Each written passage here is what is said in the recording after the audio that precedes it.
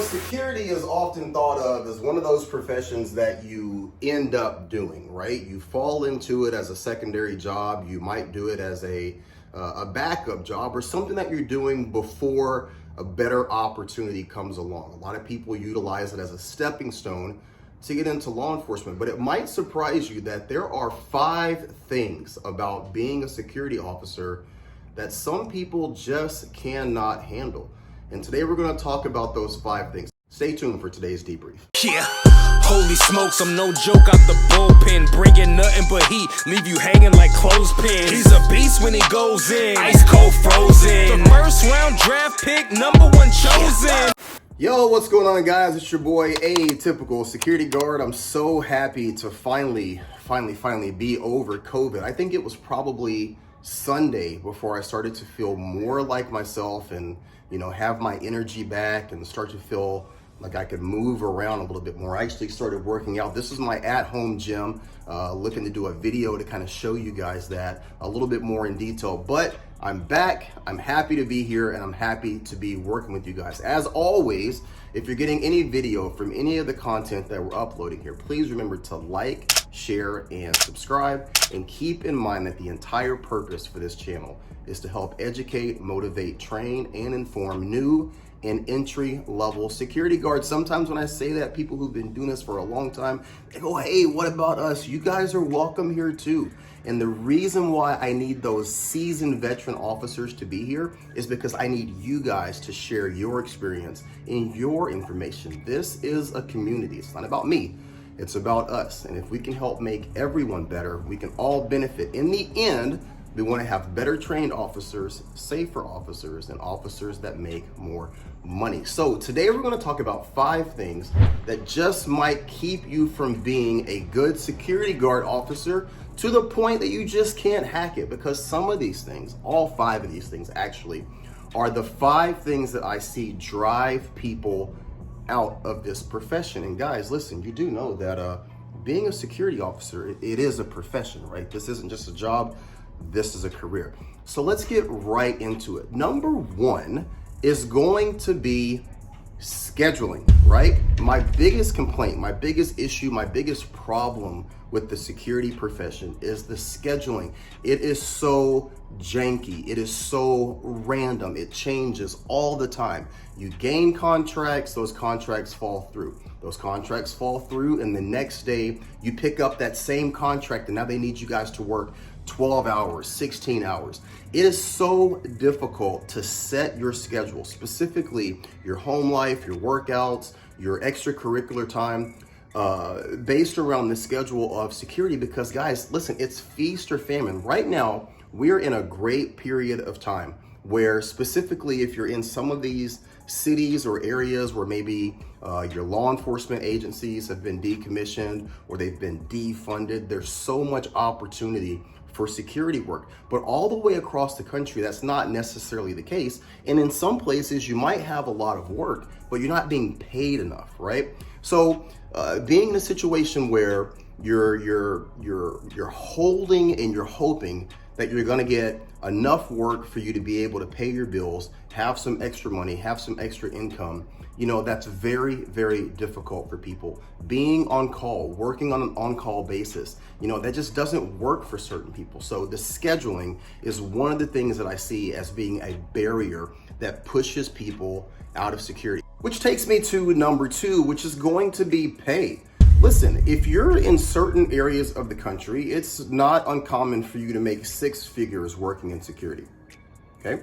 But if you're in other areas of the country, you might be making $10 an hour, $11 an hour, anywhere up to $20 an hour. And based on the hours that you're working, you might not be able to make a living off of that. And guys, I understand. I know people that are working for different security companies all across the country, and they're working for 2 or 3 multiple companies just trying to make up that 40 hours. Again, unfortunately, it's feast or famine based on where you're located and the need and the type of security that you're doing. Now, if you find yourself truly wanting to do this as a career, but where you're working is not paying enough, you need to understand that security is extremely broad.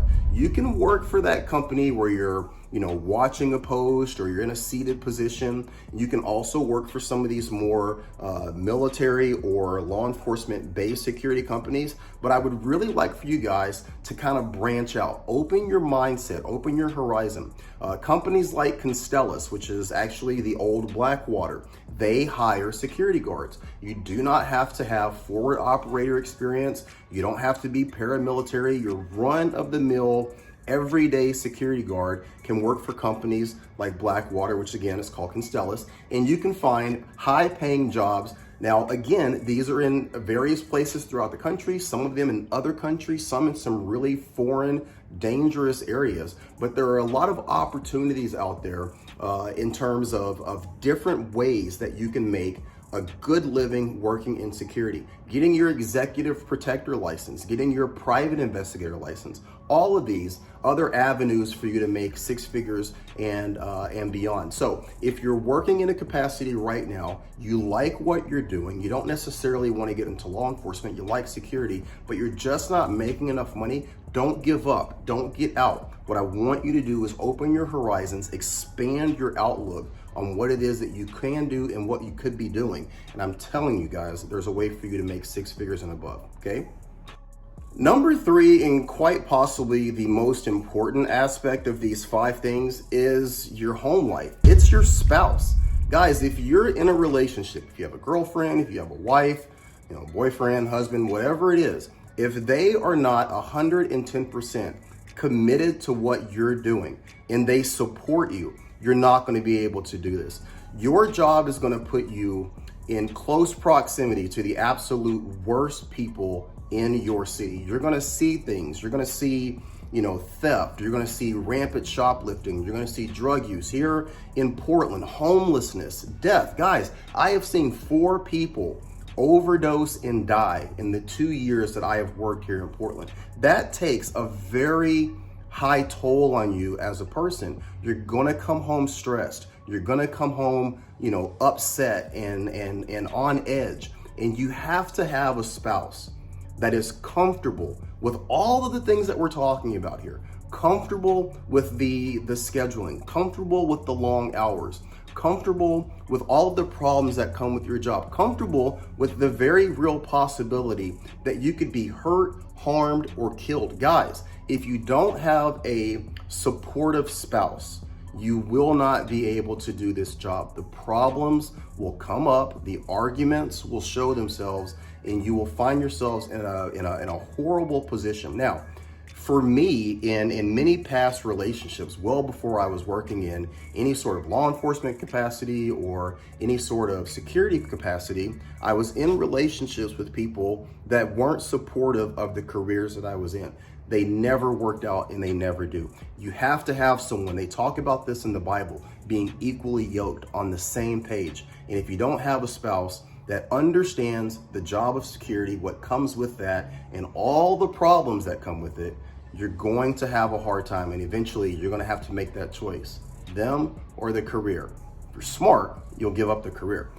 But if you think about this beforehand and make sure that you're with someone that understands all the complexity that comes with it, you can have both. Number 4 is going to be something that's pretty much standard with security, and that's going to be post orders. Now, why would post orders be a reason to push people away from this job? Well, this is probably the biggest thing, aside from a person's spouse. This is probably the biggest thing that I see most officers have a problem with. Working in security is one of those situations where a lot of times you are going to be asked to do something that goes in direct contradiction to what makes sense, okay? Specifically, working in areas like Portland, Chicago, California, right? The idea around shoplifting or quote unquote petty theft is to let it go, right? If you're working in security, if you've been in the military, if you are in law enforcement, hell, if you're just a decent human being, watching someone openly steal, it goes against all common sense, right? And so for you to work for a company or being in a situation where you're literally being told to not intervene with shoplifting, to not intervene with theft, to not intervene with petty violence or drug usage, any of those things. That is very, very difficult for almost any sane person to do. And it takes a certain level of understanding the nuance of why that's being asked, and also being an adult enough to understand that you're being paid to do something for a company, and if that company wants something done a certain way, you're going to do it that way because you're being contracted. Now, as easy as that sounds, and as simple as that sounds on the surface, it's very, very difficult. One of the things that we have the biggest issue with here that I have seen personally is people who have spent multiple years in the military, or have spent 10, 20 years as a law enforcement officer and then come over to the security side. They've spent their entire life committed to upholding a certain ideal of professionalism, of patriotism, of doing the right thing. And so being paid basically to almost do the wrong thing in terms of looking the other way in that regard of that one aspect of the job, it's very, very difficult. And I've seen a lot of seasoned officers, a lot of really good officers, absolutely hate the job and leave within weeks of doing it. If you can't understand that you're being paid to do a certain set level of task or list of tasks on that post orders, and agree to those post orders, agree to follow those post orders, even if you don't necessarily understand them or think that they are what's best for the common good or best for the city or best for the country, you're not gonna last. And you're gonna ultimately get yourself in trouble, get yourself terminated, or just absolutely be miserable and leave on your own. Post orders is another avenue that just drives officers out of this profession. Number 5, and what I think is probably on the surface the most insignificant, but tends to be a very big issue with a large number of officers, and that's stigma. Guys, listen, if you tell your family members, your friends, that girl down at the nightclub that you're a security guard, it just doesn't ring the same as if you say, I'm a cop, or I'm a soldier, or I'm an investment banker.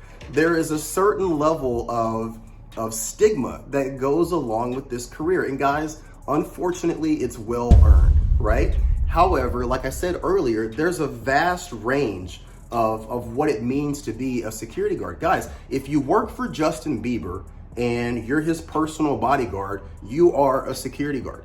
If you work for a nuclear power plant holding a AR-15 and you're guarding a tower, that's a security guard. Even in the Air Force, standing next to a B-52 or a B-2 or an F-16, holding a gun on that flight line, that's a security guard. But the image of your, company security guard or corporate security guard, it just doesn't bring to mind, a lot of positive imagery. And I get that. And for a lot of people, how they are perceived in public, how they're perceived amongst their social circle or their friends or that family, that really does mean a lot to them. And saying that I'm a security guard, regardless of how much money you make or what it is that you do, it just doesn't give them that feeling of accomplishment or that feeling of importance. And I see that being something that also pushes people out of the profession. So these are my top 5 things that I have personally seen, but I'm interested